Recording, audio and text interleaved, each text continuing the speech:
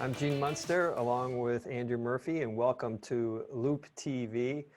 Topic today is Tesla Battery Day. Andrew. All right, Gene. So, let me start out by just asking if you could give us a summary and try to make sense of all the technical jargon that they were throwing around during that live stream. So there's a lot to batteries, a lot more than just recharging them.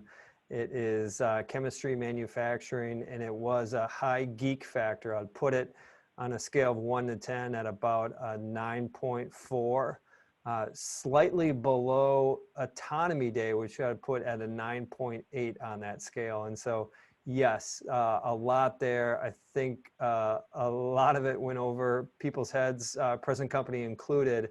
But the bottom line is that they're making it more easy to manufacture batteries, making it so they can build them faster and cheaper. Now there's chemistry around that, going from wet to dry cells. There's different elements that are used, components to doing that, which they will shift over time. But the substance of it is pretty straightforward, is they need to make batteries faster, and they need to make a lot of batteries. And that's what a lot of the science today was just talking about. How do you increase battery production and do it in a profitable way? The good news is you don't have to worry about the chemistry. Let Tesla figure that out. The bad news for the auto industry is they're not spending enough time thinking about all of this on the battery front, relying on companies like Panasonic to deliver it, and that is a dangerous approach. Okay, I read some of your comments after Battery Day, kind of summarizing the takeaways, and there wasn't much about batteries. Could you give us a summary of what you thought the key takeaways were?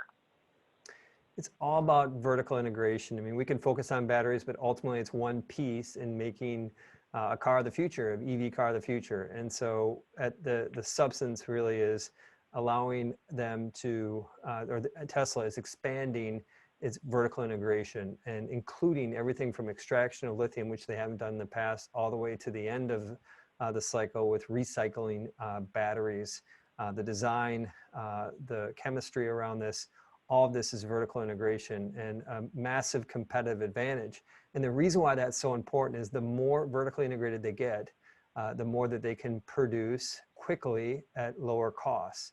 And they can ultimately pass some of those costs along in the form of lower priced vehicles, which obviously stokes demand and keeps them with defending this massive 80% US EV market share, 25% in Europe and Asia.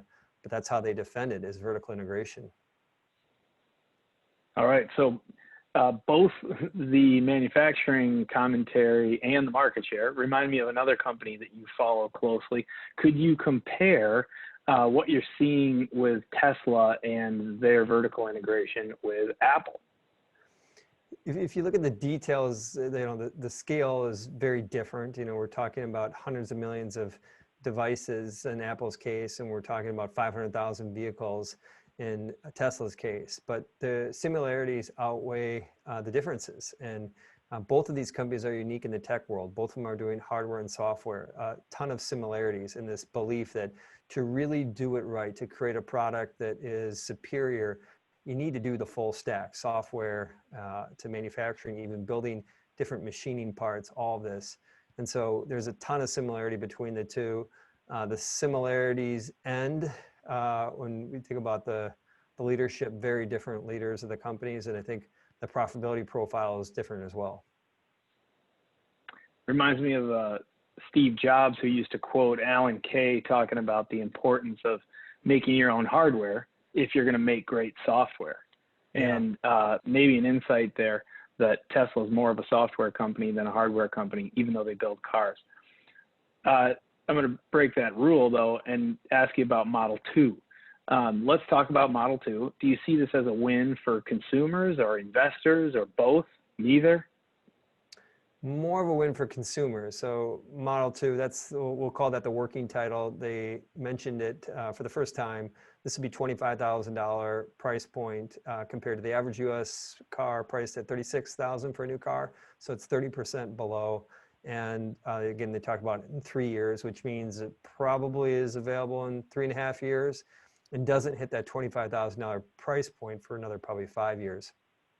But the reason why it's a win for consumers is the majority of the near term, we'll call that the next 5 years near term, the majority of the manufacturing efficiencies, I suspect, kind of reading between the lines today, are going to be passed along to consumers in the form of lower price cars to deliver a $25,000 price car.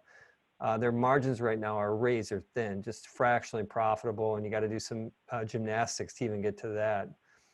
So what that means is, I think investors should be cautioned that ultimately, this massive increase in their operating margin, maybe from 1 to 15%, for example, isn't going to happen in the next 5 years. That's the bad news.